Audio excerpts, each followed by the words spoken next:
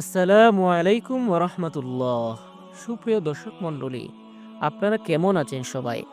আশা করি আল্লাহর রহমতে অনেক অনেক ভালো আছেন। আপনারা জানলে অবাক হবেন, গ্রামের মসজিদে যখন আজান হয় তখন কুকুর কেন ডাকে। তাহলে চলুন ছোট্ট একটি গল্পের মাধ্যমে আমরা জেনে আসি। গ্রামের মসজিদের পাশেই থাকত একটি যুবক ছেলে। তার নাম ছিল রায়হান। প্রতিদিন মাগরিবের সময় সে একটা বিষয় লক্ষ্য করত।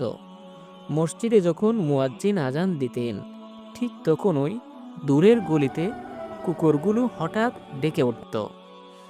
একদিন রায়হান অবাক হয়ে দাদুকে জিজ্ঞেস করল, দাদু, আজানের সময় কুকুরগুলো ডাকে কেন? তখন দাদু মুচকি হেসে বললেন, বাবা শুনো, এটা শুধু ডাক না, এর পেছনে রয়েছে বড় একটি শিক্ষা। তারপর দাদু বলতে শুরু করলেন, রসুল্লাহ সাল্লাল্লাহু আলাইহি ওয়াসাল্লাম বলেছেন, যখন তোমরা রাতে কুকুরের ডাক শোনো কিংবা গাদার চিৎকার শোনো, তখন তোমরা আল্লাহর কাছে আশ্রয় চাও, কারণ তারা এমন কিছু দেখে যা তোমরা দেখো না। দাদু আরও বললেন, আজানের সময় আসমান থেকে রহমত নেমে আসে, ফেরেশতারা পৃথিবীতে আসেন, আর শয়তান তখন পালাতে থাকে। কুকুর এমন কিছু দেখতে পায় যা মানুষের চোখে ধরা পড়ে না, তাই তারা অস্থির হয়ে ডেকে ওঠে।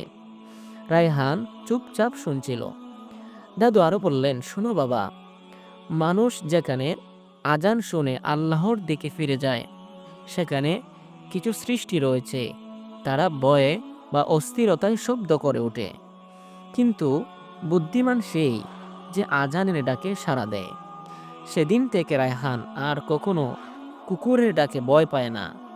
আজান শুনলেই সে আজানের জবাব।